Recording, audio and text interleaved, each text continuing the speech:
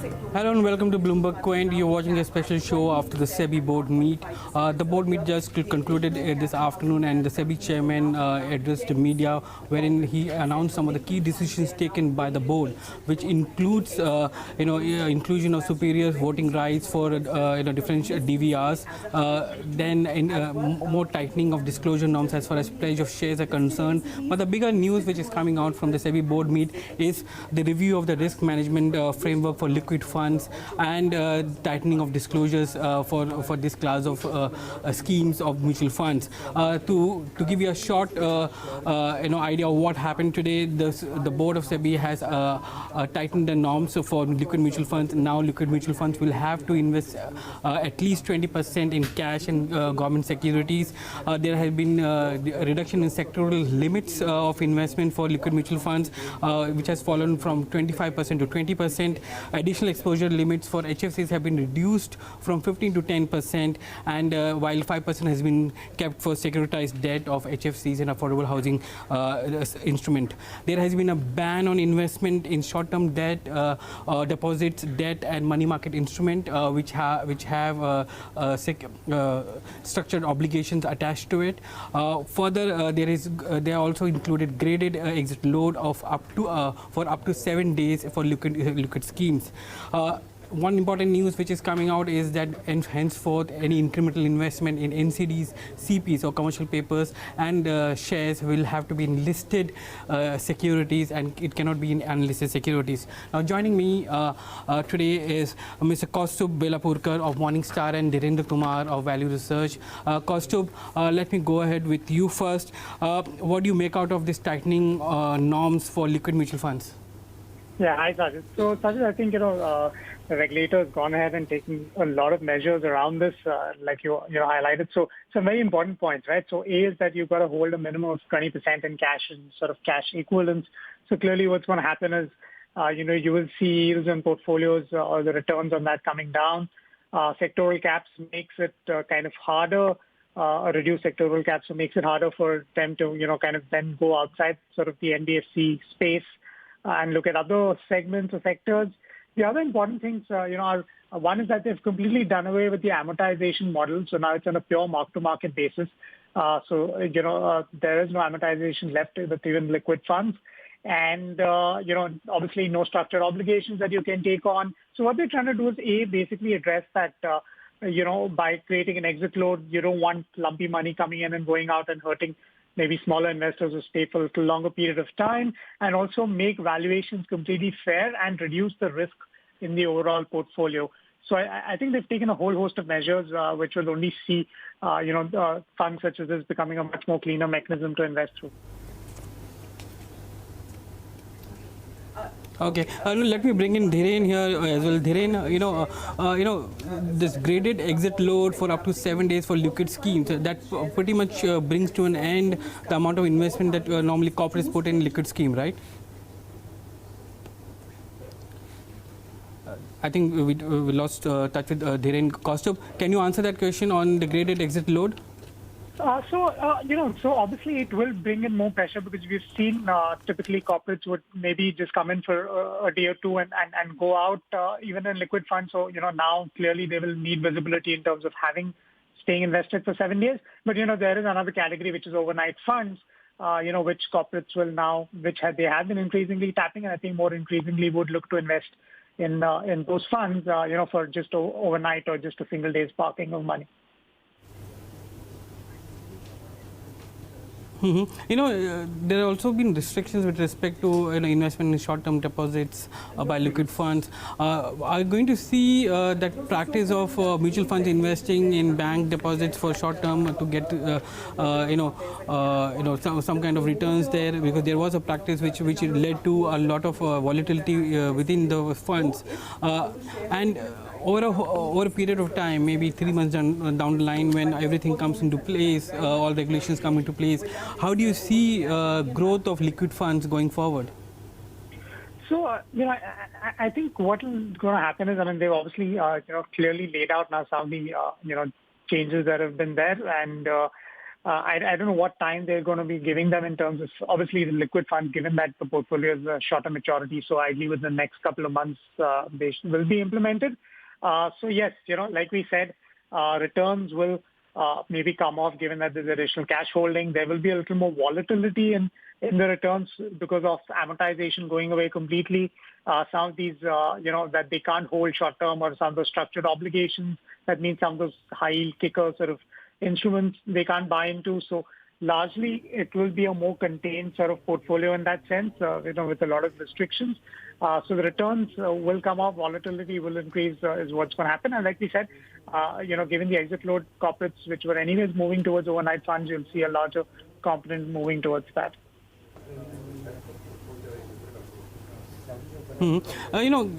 Kaushik, can you also explain to us how amortization, removal of amortization of in liquid funds, going to impact for our retail investors, so that it's easier to understand, because now it's going to be mark to market. Will it impact liquid NAVs immediately, or the returns which are coming in because of this? So I'm not sure when amortization goes away. I don't think that's listed around the circular, but so far they've been reducing the limit up to what you can amortize in terms of number of days. The last was at 30 days. So that means any security that was less than 30 days, you could just kind of amortize it over the period till maturity. So over the next 30 days, it would get kind of an equivalent amount of return on a daily basis. Now that's going to go away. So, the volatility hence will increase even for securities of less than 30 days, because, then it's on a mark-to-market basis. So on a daily basis, your returns could be a little more volatile. But that said, obviously, given the construct of liquid funds, it's not like, the volatility is going to jump off the charts, but it'll just be a little more than what it's been in the past in the amortized world. One of the biggest, announcements is also about mandated investment in listed securities, whether it's non-convertible debentures or commercial paper, or even equity shares. Now, can you give us an idea of what kind of impact that will have for the industry? Because we know that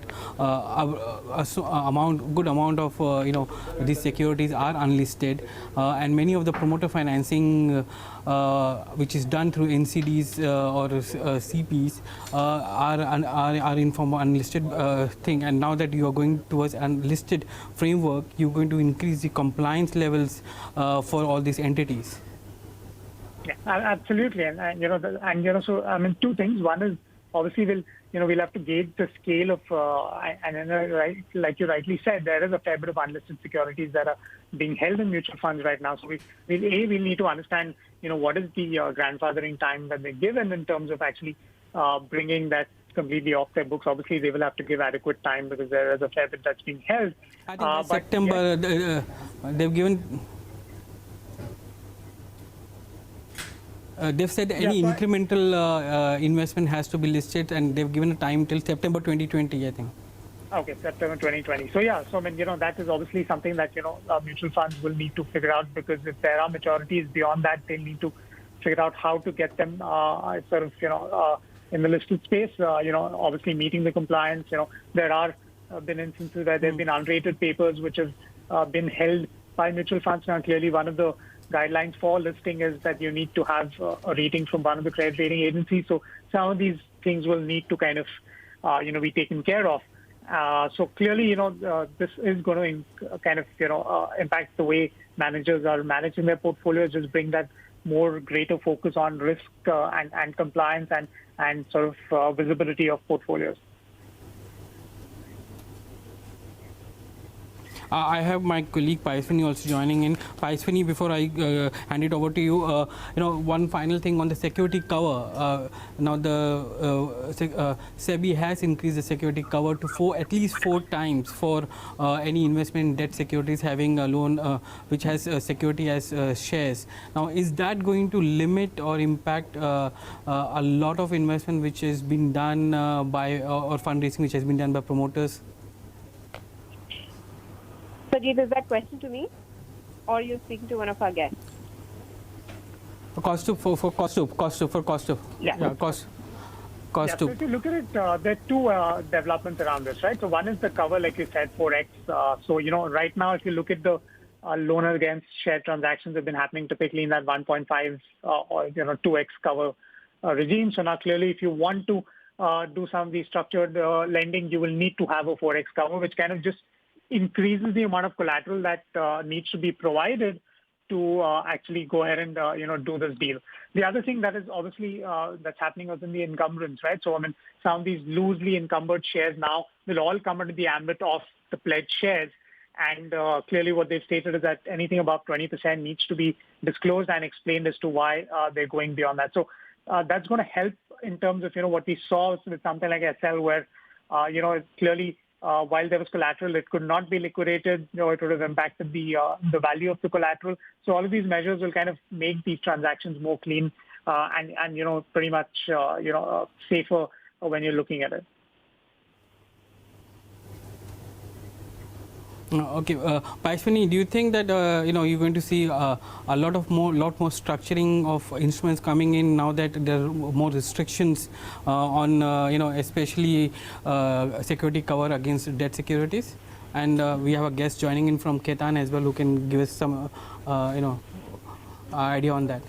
Thanks, Sajeet. I'll take this to Abhimanyu. Abhimanyu, I will come to, the issue of pledged shares, but the other big story coming out from the SEBI board meet is also, a heartening reintroduction of differential voting rights, which essentially give founders of, let's say, tech companies or in the, technology space companies to have a higher voting power compared to ordinary shares. I will come to, and of course, this is a result of the SEBI Primary Markets Committee's consultation paper that was earlier put out in March, where the suggestion essentially, Abhimanyu, both was on SRs, which is superior voting rights, and as well as fractional rights, which is FR shares.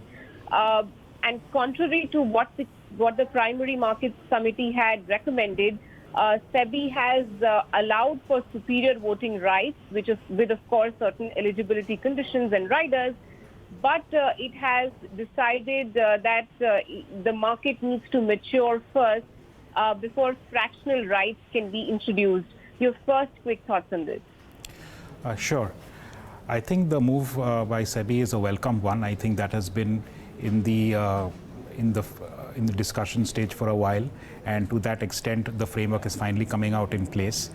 We have to see the details and the manner in which the final circular does come out, but at this point in time what the regulator is permitting companies with DVRs to do is at least go for a listing and to also list the DVR shares as well, though there are restrictions in relation to convertibility and things of that nature. Secondly, the other framework that needs to be put in place essentially is the Companies Act framework.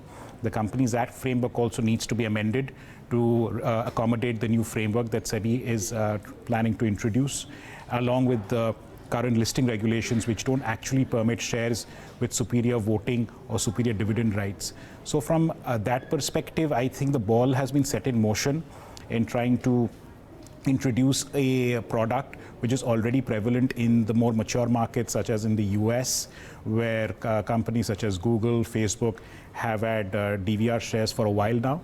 And this has been the request from our startup community for a while, that the founders should be able to retain some modicum of control while they go through the dilution rounds, and that will help in the growth of the company. So from that perspective, this is again a fairly welcome move. The devil is of course in the details, and we'll have to see the manner in which the final framework, the circular and the related amendments to Companies Act and the LODR play out. The other point that has always been raised is essentially corporate governance issues, that whether corporate governance in such companies will be compromised. But given the larger global experience, I don't think we need to worry too much, given that our corporate governance norms are fairly robust. And from that perspective, I think the DVR framework, though it will take time to mature, but will certainly give a boost to our startup startup community. Okay. And what do you make of the fact that SEBI hasn't come on board with the Primary Market Advisory Committee's recommendation of allowing for fractional right shares, which essentially carry lower voting or dividend rights when compared to ordinary shares? We'll have to. I will have to. We'll have to wait and see what was in the board meeting agenda. It's difficult to speculate as to what could have gone through the regulator's mind at this point in time as to why it would not take this step. But I think we'll have to wait and see as the details play out once we get the details of the agenda which has been placed before the board for this meeting. Okay. Abhimanyu, I do want to, while you touched upon the fact that SEBI has done a good job of ensuring that corporate governance in SR shares companies don't get diluted, they have made an interesting diversion as a result of, I'm guessing, industry comments, is in the four-tail provisions, which is basically a laundry list of items where SR equity shares will be treated as ordinary shares in terms of voting rights. They've given a bunch of decisions in which the voting rights would be on par with, ordinary shares, and that includes appointment or removal of independent directors or auditors, voluntary winding up of the company, related party transactions, etc. They have also mentioned that in cases where the promoter is willingly transferring control to another entity. Now, I'm hoping that this means that in hostile situations, and essentially that's where SR power really comes in, the promoters or the founders will still be able to ward off hostile threats. Sure, that's an interesting question, and given the manner in which we are in fact going through one hostile situation already, it will be interesting to see how special rights actually play out in that kind of a situation. The devil is again in the details, since at this point in time DVR shares can only go up to 25% of the total paid up capital. So from that perspective, it is interesting to see the manner in which how the takeover code provisions will work in trying to or how the voting rights will play out in a takeover code situation. As of now, a takeover code regulations don't contemplate superior voting rights. So again, that is another element which we will have to see once the regulations come out. It's maybe too premature to speculate as to how in a takeover code situation these special rights will actually come to play. So are you saying, SEBI would need to parallelly also work on amending the takeover regs to address situations where, let's say, hostile party acquires control by purchasing from non-founders and then make an open offer, because if it results in acquisition of control with the consent of founders, they are obviously rightfully giving up their DVR voting rights. But if it's not if it's without the consent of the founders, they would want that higher voting power, right? Absolutely. I think from a situation where in a hostile situation, superior voting rights would obviously make sense. But at the same time, one has to see the entire construct of the takeover code, and also will have to take cognizance of the fact that where a takeover code offer may actually be beneficial for the shareholders of the company. You also have to gauge the fact that the board of directors of that company may also think that the takeover offer made is a beneficial one for the shareholders. In that situation, if you have a founder shareholder with special voting rights trying to block the takeover offer, which may not be ultimately be beneficial for the company, those kind of situations have not yet been contemplated within our takeover code. So that's an interesting situation that will have to be analyzed by the regulator and by the larger market once the regulations come into a more concrete framework. Okay, if I were to ask you, how would you like this to pan out in terms of if at some point SEBI asks for feedback on this particular situation? How should it ideally play out? Should in hostile situations the voting power in for SR shareholders remain intact? Well, in a takeover situation, I don't see a reason as to why the special rights should not be intact. I think that goes to the very basic element of that security.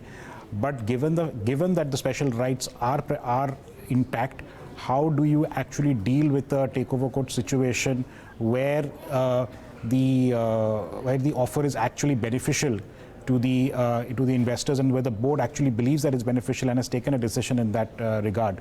So from that perspective, it will be interesting to see whether the special rights that a founder holds, whether that can actually play out. So it doesn't really strip away the rights from security, but in situations where the offer is beneficial and the board deems it to be, maybe in those situations the founder may not be able to impose himself on the decision of the board. Okay, that's an interesting point. Given also SEBI has said that where there are SR shares, at least half of the board and 2/3 of the committees, excluding audit committee, shall comprise of independent directors. So maybe that part will come into play. Let me come to now the decision of the board in terms of disclosure of encumbrances. They have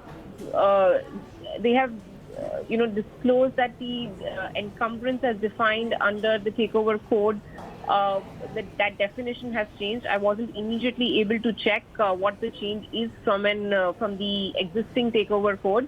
Abhimanyu, could you sort of spot the difference or the addition into the definition and its implication thereof? So we've just about got the SEBI press release, so I've not had a chance to look at it closely, but it's gone on to expand the definition of encumbrance to actually accommodate any kind of restriction which affects the tradability or markability of the shares, whether directly or indirectly, which is really broadening up the definition. And in any case, you have pledge, NDUs, lien being expressly set out.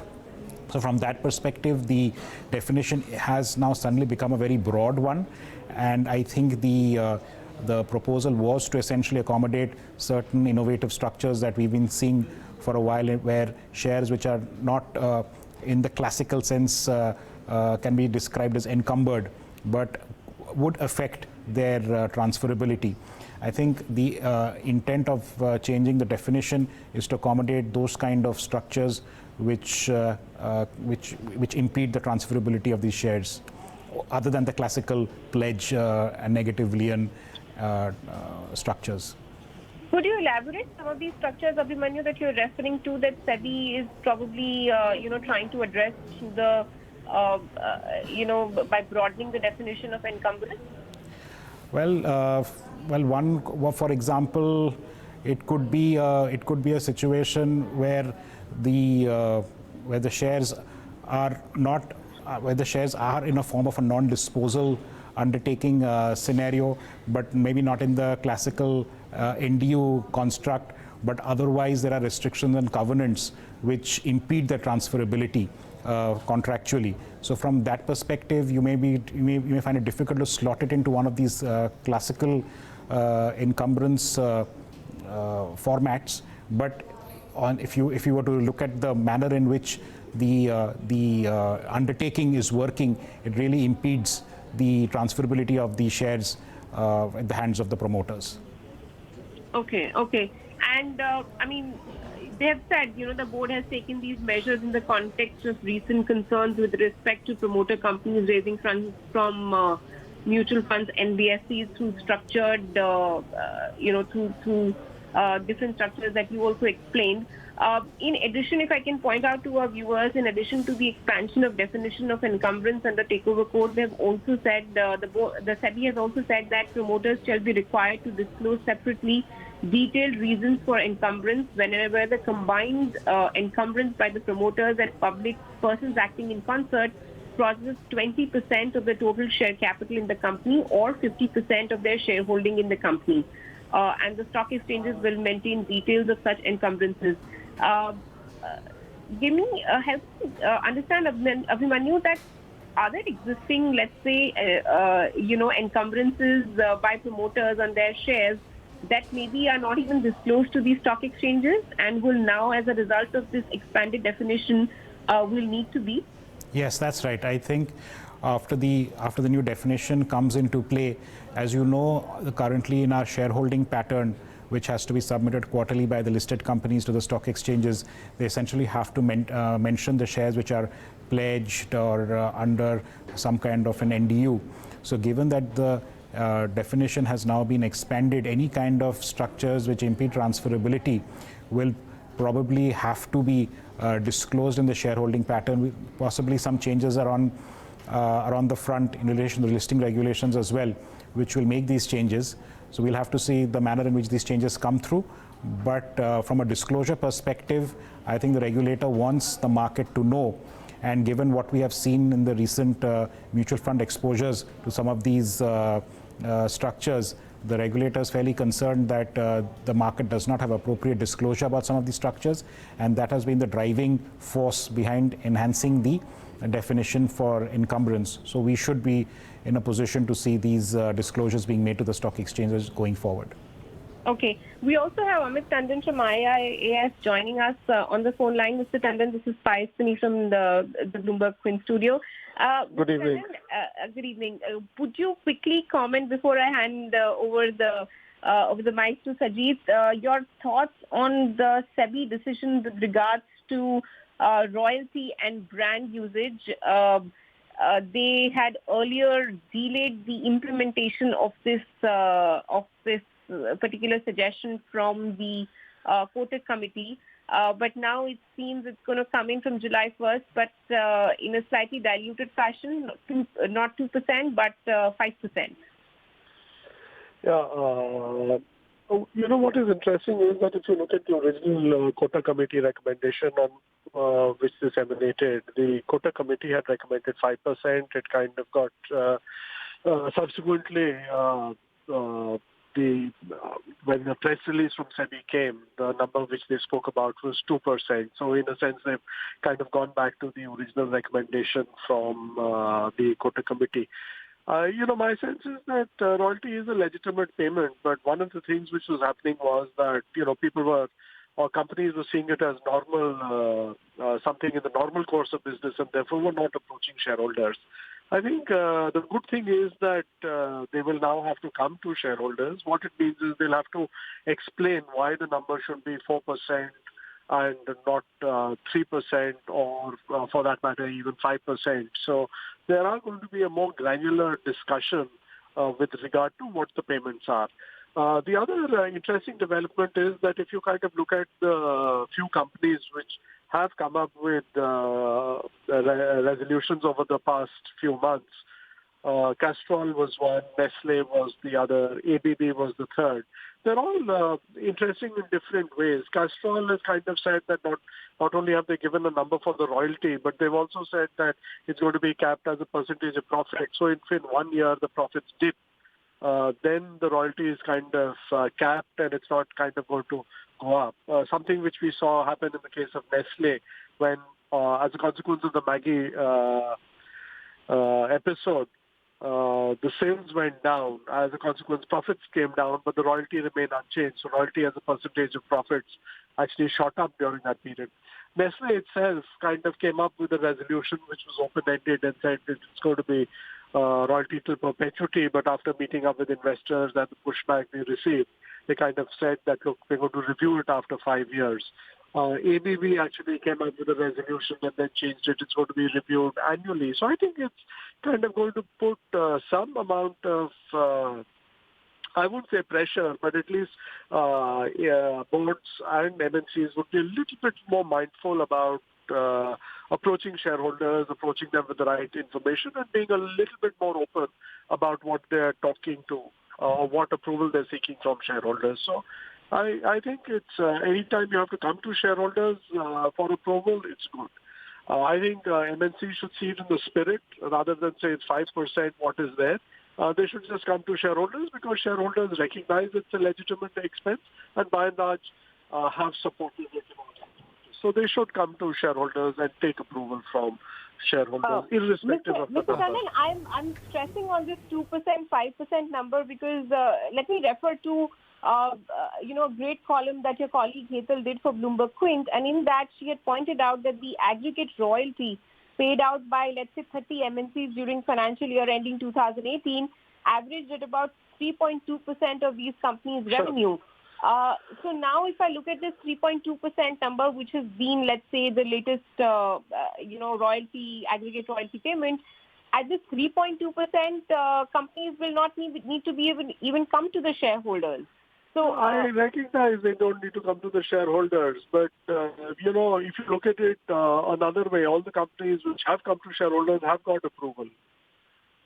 So therefore, in a sense, what you're saying is a fairly high bar at 5%. But look, on that, I'd say, as I said, companies should voluntarily come. The second is that once you begin with 5%, over a period of time, if the sense which is there is that the royalty levels are high, then there's nothing which prevents SEBI from lowering the number from 5 to 4.5 or 4.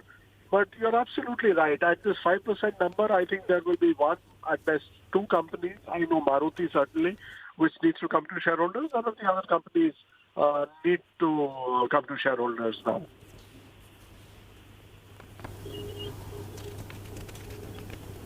Amit, to take it forward, do you see that increasingly you'll see a lot of companies will start giving royalties up to 4.99% because up to 4.9% you don't need a shareholder approval, so it's easier for them to increase royalty with the board resolution?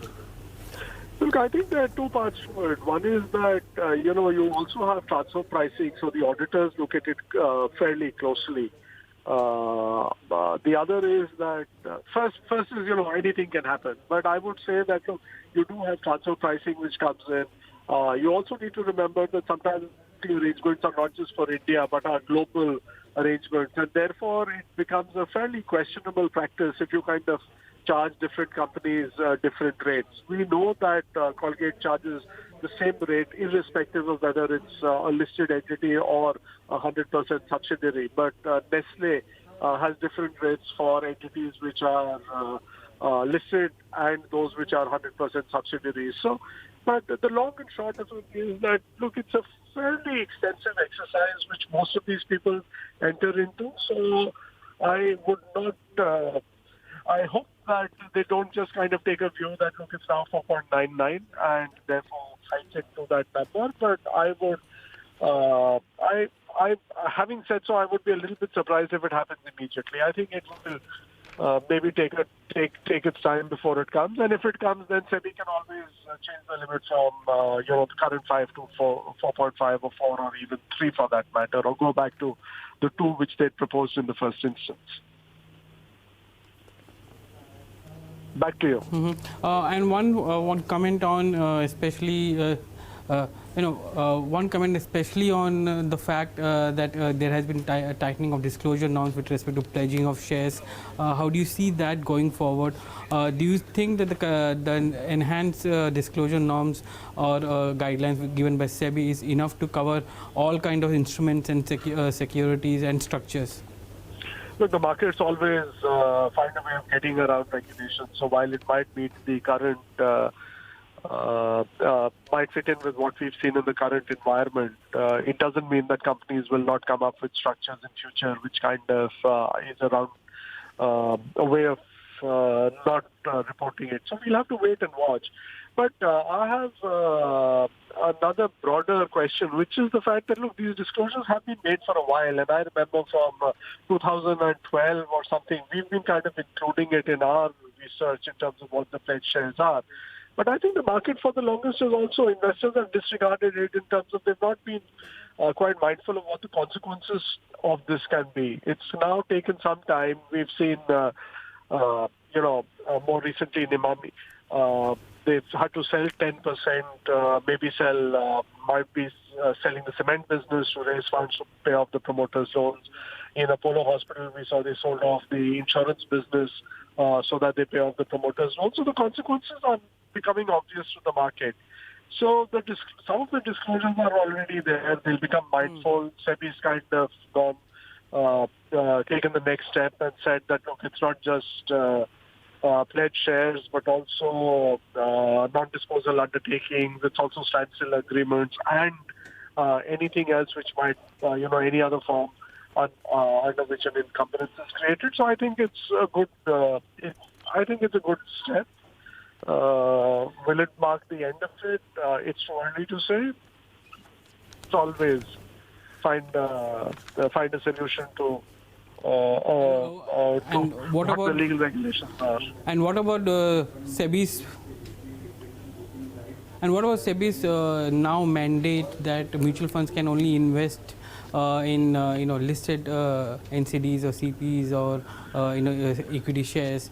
Will that also put some pressure on promoters and also increase compliance levels and disclosure standards? Sure. Look, my understanding is that most of the investments were liquid. There were a handful, so each of them had some headroom, 3 to 5%, which was unlisted. So I haven't seen the full text of the resolution whether it's no longer so, and therefore they need to hold 100% of their investments in liquid needs to be seen. Yeah. So I'll have to wait and see the text. But look, at the end of the day, I think what SEBI stepped in and said that, okay, we would become help to think through some of these risk issues, which for the longest mutual funds have been doing on their own. Now, SEBI has got a separate agenda. They think about the small shareholders. They look at investors who are not being able to kind of separate the wheat from the chaff versus, make a distinction between the more sophisticated investors and the entire market. And as a consequence of this, they felt they need to act because one of their primary goals is to ensure investor protection. And they feel given that responsibility which has been given to them by Parliament, they need to focus on some of these aspects. And what about the comment that SEBI chairman made, saying that SEBI does not recognize any standstill agreements, but he also said that we will take action only if any of the FMPs where the securities are there goes into default.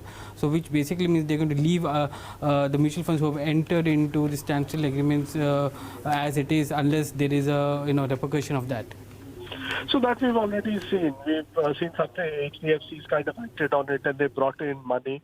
We'll have to see where Kotak is. And I think that's been brewing for a while where, SEBI's view is that, look, you're not banks.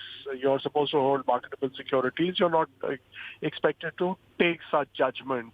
The opinion is divided whether, in certain circumstances, if you believe that the investors are best served by entering into a standstill agreement or what funds have done in the past, which is to say a side pocket that works, so be it. But I think what SEBI has done through this is kind of removed the element of judgment or discretion away from the hands of the fund managers.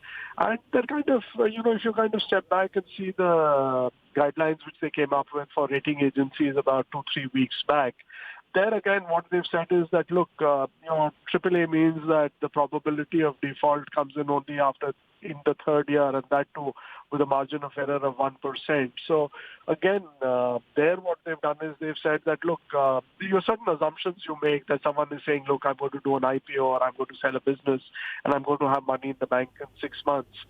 They've said that, look, we don't want, that element of judgment. You have to be very, very sure that money is going to come in. Otherwise, please err on the side of caution and don't give it a rating which it doesn't deserve on this. So this is a clear-cut assumption. There are other assumptions which investors make all the time. So what they're saying is that we want you to exercise caution. We don't want you to make aggressive calls. You have a responsibility to your investors, just like rating agencies have a responsibility to those who subscribe to bonds. And I exercise discretion rather than be a little bit more...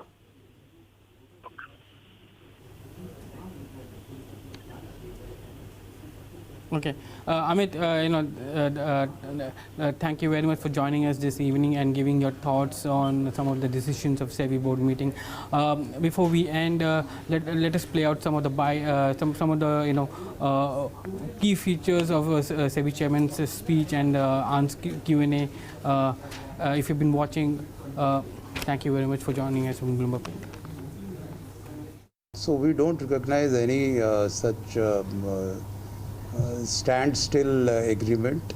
You are right, mutual funds are not banks, and so there is nothing called standstill. They are actually investing rather than lending, and some of these restrictions which have been put, which I just read out, and which the previous person who asked questions as to what would happen, this is in consultation with industry to bring in more discipline and to be careful in investing money of the investors by the mutual funds.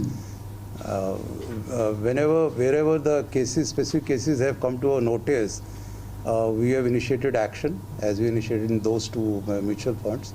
And if other cases also come, then we will take action. As for the side pockets, some mutual funds have started. So I think it takes some time for them to get used to a concept. And now I think the industry is on board, and they will follow the norms and regulations and circulars and schemes in a more disciplined manner. That's what I hope.